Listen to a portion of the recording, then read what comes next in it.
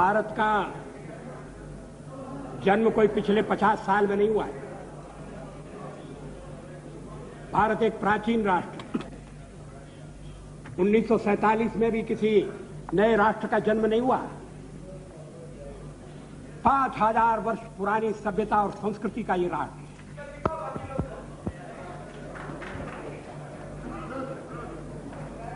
और इसलिए सेक्युलरवाद और या सेक्युलरवाद की भावना, जब संविधान परिषद बैठी थी, इस प्रश्न पर चर्चा कर रही थी, तब भी सेक्युलर का अर्थ क्या है इसके बारे में अलग अलग राय थी। लेकिन संविधान के निर्माताओं ने सेक्युलर शब्द संविधान में नहीं रखा। संविधान की प्रस्तावना में सेक्युलर शब्द आया जब देश में इमरजेंसी लगी थी, जेलों में बंद थे, विचार व्यक्त करने की आजादी नहीं थी, तब संविधान में संशोधन किया। पहले धारणा यह थी कि प्रस्तावना में संशोधन नहीं होना चाहिए, होगा भी नहीं, मगर प्रस्तावना में संशोधन कर दिया और भारत को डेमोक्रेटिक रिपब्लिक के साथ साथ सेक्युलर एंड सोशलिस्ट रिपब्लिक भी घोषित कर दिया।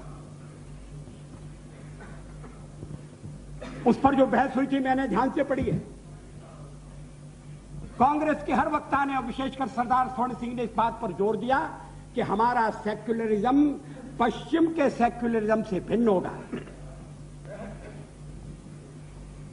उन्होंने कहा कि ये बौद्ध धर्मों का देश है और सेक्युलर का अर्थ यह है कि किसी धर्म के मानने वाले के साथ भेदभाव न हो और सब धर्मों को समान दृष्टि से देखा जाए।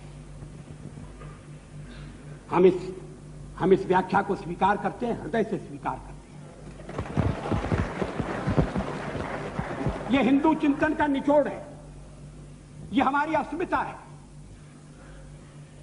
क्योंकि भारत में अनेक मतांतर हैं। केवल एक पुस्तक नहीं है, एक पैगंबर नहीं है। या ईश्वर को मानने वाले भी हैं और ईश्वर की सत्ता को नकारने वाले भी हैं। किसी को सूली पर नहीं चढ़ाया गया, किसी को पत्थर मारकर दुनिया से नहीं उठाया गया। ये सहिष्णुता देश की मिट्टी में है। हर एकदम सद्विप्रा बहुधा बदलती। और अब तो दर्शन उससे भी आगे चला गया है। ये अनेकांतवाद का देश है। इसको नहीं गिराया गया।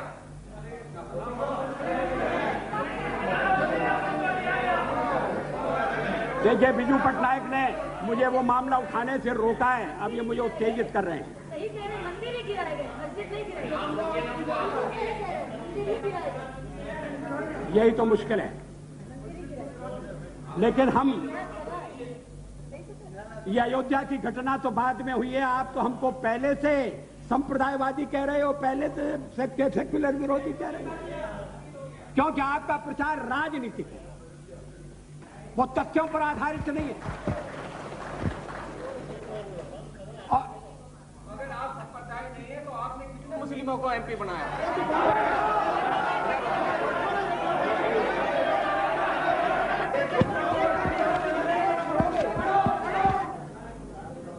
ये एक प्राचीन देश है, इसकी एक जीवन धारा है, वो संप्रदाय से जुड़ी नहीं है। वो जीवन धारा सैकड़ों साल से चली आई है। उसके निर्माण में सबने योगदान दिया। तुम्हें क्या तकलीफ हो गई? देश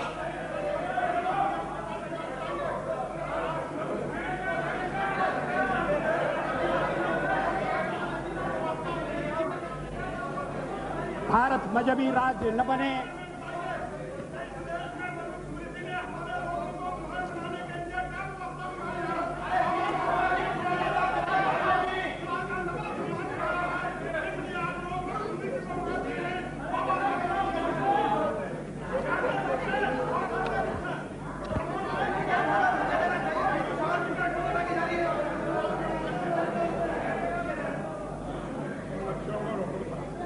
अध्यक्ष महोदय,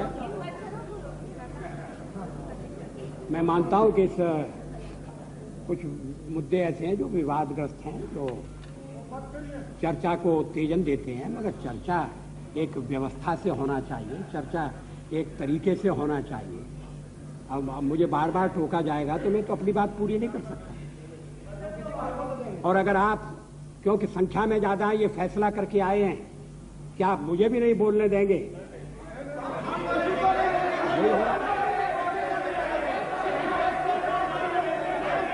समय आ गया है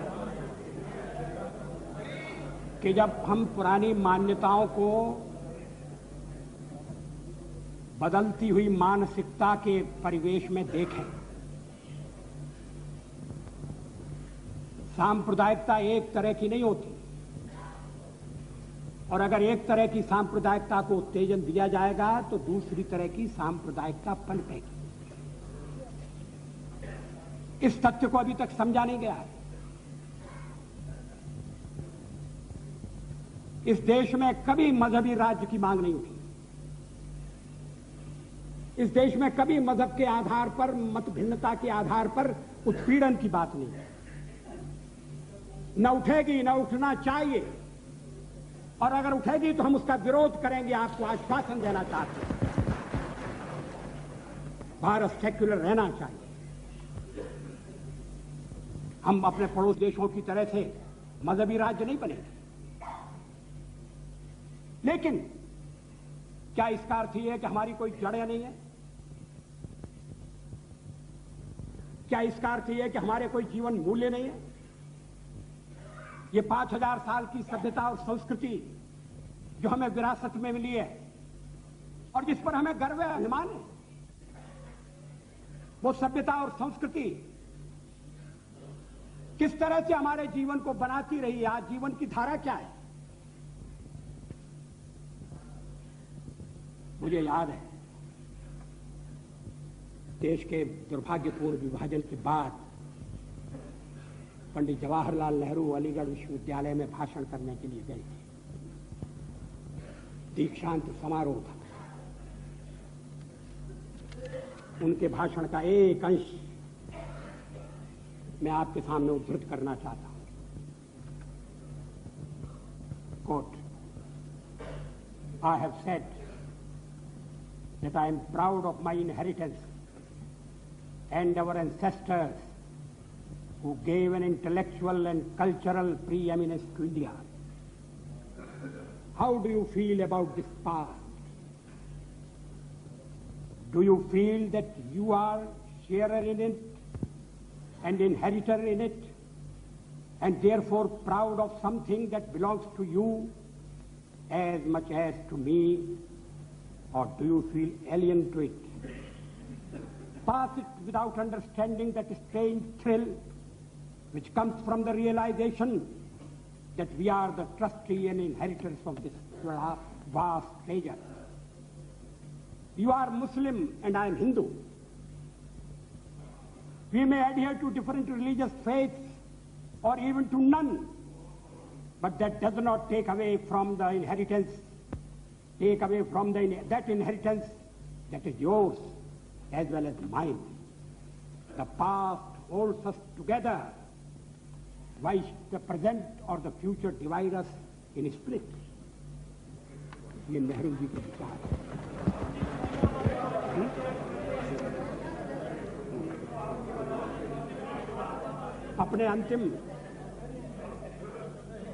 अपने अंतिम दस्तावेज में नेहरू जी ने जो कुछ लिखा है और जो आज पाठ्यपुस्तकों का विषय बन गया है, पाठ का विषय बन गया है, उसको फिर से पढ़ने की जरूरत है। नेहरू जी पर कोई पुरातन पंथी होने का आरोप नहीं लगा, लेकिन नेहरू जी ने उस विरासत की बात की है जो शताब्दियों से हमें मिली है, और इस बात की भी तारीफ की है कि हम अपने दिमाग खुले रखते हैं, हम खिड़कियां खुले रखते हैं, मगर यह भी कहा है कि हम अपने पांव पर मजबूरी से खड़े रहते हैं।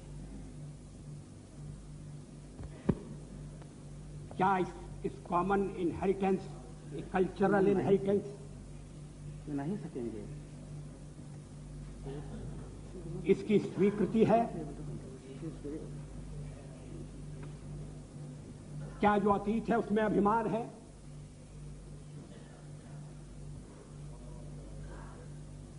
विदेश, बहुत से विदेशी यहां आए, लोगों को शरण मिली। हमने निर्दोष आने वालों को, उजड़ कर आने वालों को वापस नहीं किया। भारत माता की गोद में सबको जगह मिली। जो अपना देश छोड़कर उत्पीड़न का शिकार होकर यहां आए, उन्हें जगह मिली। भारत में पहली मस्जिद केरल में बनी हिंदू राजा की अनुमति से। भारत में चर्च भी केरल में बना, पहला चर्च केरल में बना, वो भी अनुमति से। ये हमारे रक्त का रंग है, ये जीवन की घुट्टी है। मजहब के आधार पर भेदभाव नहीं होना चाहिए, सबको छूट होना चाहिए, सबके साथ बराबर व्यवहार होना चाहिए। लेकिन ऐसा नहीं हो रहा है, बराबर व्यवहार नहीं हो रहा है, इसलिए कठिनाई पैदा हो रही है। इसलिए लोगों के मन में शंकाएं उठ रही हैं। उन शंकाओं का आप तो निराकरण नहीं करेंगे कि आप तो वोट की राजनीति में पड़े।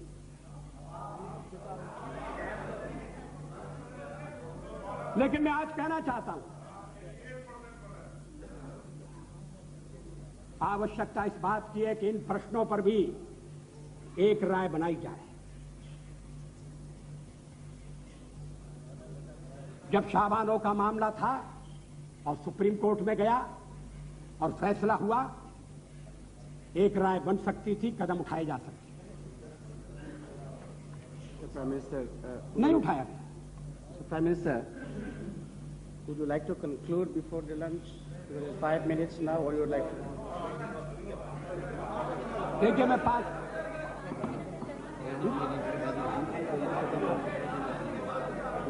That's why मैंने कहा। अध्यक्ष महोदय, 5 मिनट तो पर्याप्त नहीं होंगे। No, you finish your lunch, then we will go beyond. अध्यक्ष महोदय, इस पर गंभीर बहस नहीं होना चाहिए। एक कटु सत्य हम समझ रहे हैं, इस देश में हिंदू बहुसंख्या में हैं, मगर उनमें एक माइनॉरिटी कॉम्प्लेक्स जैसा विकसित हो रहा है। माइनॉरिटी में अगर कॉम्प्लेक्स हो, मैं समझ सकता हूं जो संख्या में कम है, वो संरक्षण की बात करें, संरक्षण मिलना चाहिए। ये राजधर्म है और इसलिए जहां हम राष्ट्र की सुरक्षा पर बल देते हैं, वहां इस बात पर भी बल देते हैं कि देश के भीतर हर नागरिक की जान, माल, इज्जत की और धर्म की हिफाजत होना चाहिए। लेकिन इसके साथ ये भी कहने की जरूरत है कि भारत के हर नागरिक की जान, माल और इज्जत की हिफाजत की रक्षा होनी चाहिए। मैं उल्लेख कर रहा था विदेशों से जो उत्पीड़ित होकर आए, उनके भारत आने की, और जो कश्मीर की घाटी से उत्पीड़ित होकर देश के और भागों में आए हैं, उनकी वेदना कैसे भूली जा सकती है। बड़ी संख्या में हिंदू हैं, मुसलमान भी हैं, आतंकवाद से पीड़ित, मगर उनके बसाने का, उनके घाव पर मरहम रखने का कोई पार्टी उनके लिए नहीं बोलेगी। बोलेंगे तो हम बोलेंगे और इसलिए हम संप्रदायवादी करार दिए जाएंगे। वो भी भारत के नागरिक हैं, उनका तो कोई अपराध नहीं। कश्मीर में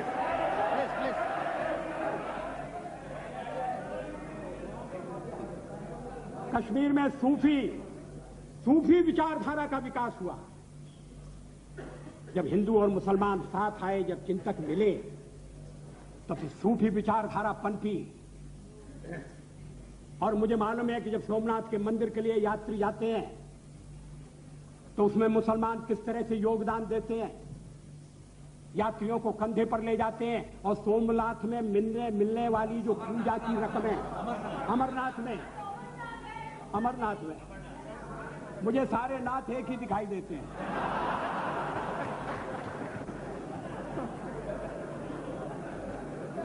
उसमें मुसलमान भाइयों को हिस्सा मिलता है।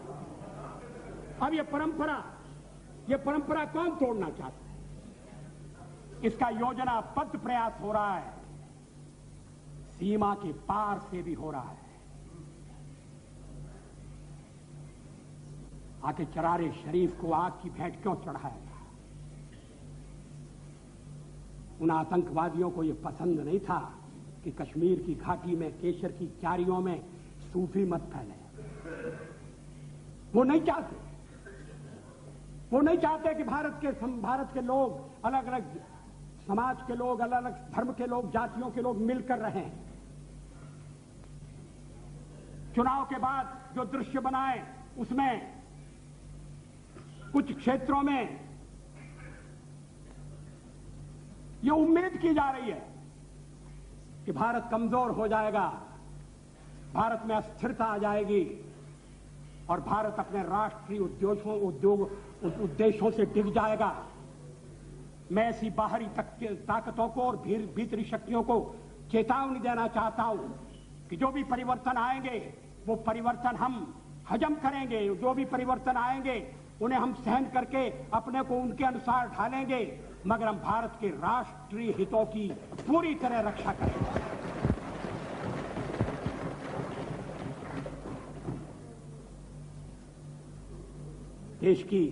देश की कुछ नीतियां हैं जिन पर आम सहमति है। पुरानी सरकार ने भी बनाए रखी, नेहरू जी के जमाने से बनी है। मैंने जब विदेश नीति पर पहला भाषण दिया तो मैंने कहा यह गुटनिरपेक्षता की नीति पंडित जी आपकी नीति नहीं है। अगर आप न होते तो भी भारत को गुटनिरपेक्षता की नीति पर ही चलना था। देश किसी गुट में जाने की भूल नहीं कर सकता था। भारत कोई इतना छोटा देश नहीं, कोई उसको जेब में रख ले, हम उसके पीछे लग्गू हो जाए। अपनी आजादी के लड़े, दुनिया की आजादी के लिए लड़े, और अब हम किसी गुट में चले जाएं। गुटों से अलग रहने की नीति सही नीति थी और देश उस पर चलता रहा। मगर आज नए संकट खड़े हो रहे हैं। शीत युद्ध की समाप्ति के कारण हमारे चारों तरफ का सुरक्षा का वातावरण बिगड़ रहा है। इस संक्रमण काल में दबाव पड़ने की आशंका है। दबाव, आर्थिक दबाव भी और सुरक्षा के मामले में दबाव भी। जहां तक मेरी सरकार का संबंध है, हम इन दबावों के सामने झुकेंगे नहीं, यह आपको आश्वासन देना चाहते हैं। और मुझे विश्वास है कि इसमें सारे सदन का और सारे देश का मुझे सहयोग मिलेगा। अध्यक्ष महोदय, मैं भोजनोपरांत जब थोड़ी सी जठराग्नि शांत हो जाए उसके बाद मैं आहुति डालूंगा।